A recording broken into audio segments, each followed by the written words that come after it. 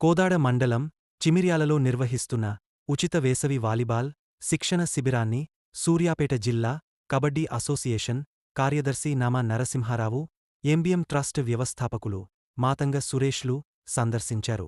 ఈ సందర్భంగా వారు మాట్లాడుతూ వాలీబాల్ క్రీడ అంతర్జాతీయ నైపుణ్యం కలిగిన ఆటగా వర్ణిస్తూ ఈ వేసవి కాలంలో విద్యార్థులు, యువకులు ఈ శిక్షణలు సద్వినియోగం చేసుకోవాలన్నారు. ఈ కార్యక్రమంలో కబడ్డీ అసోసియేషన్ జిల్లా సభ్యులు సైదులు, క్రీడాకారులు మురళి, సన్నీ, యాకోబు, తరుణ్, వంశీ, రవిబాబు ఉన్నారు.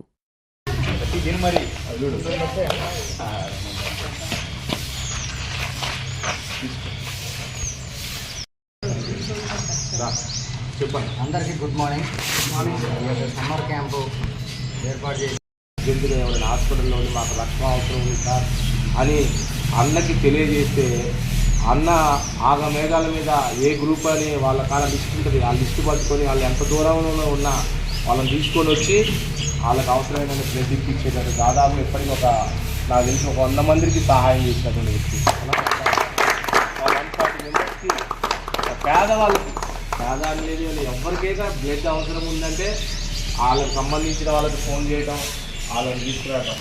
మీరు కూడా ఎవరైనా బ్లడ్ ఇవ్వాలని ఇంట్రెస్ట్ ఉంటే అన్నకి మీ నెంబర్స్ ఇవ్వండి, అన్న మిమ్మల్ని యాడ్ చేసుకుంటాడు.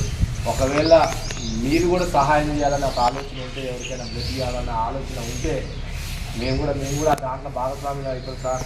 మాకు కూడా అన్నగారికి నెంబర్ ఇవ్వండి. యూత్ పిల్లలు దాదాపు 18 సంవత్సరాలు పై దాటిన ప్రతి ఒక్కళ్ళు ఎవరైనా రక్తం ఇస్తే మనకి రీప్రొడ్యూస్ అవుతుంది. మనం క్రీడలు ఆడితే ఏ రకంగా అయితే రీప్రొడ్యూస్ అవుతుందో ఎనర్జీ లెవెల్స్ పెరుగుతాయి. వారికి కూడా ప్రత్యేకమైనటువంటి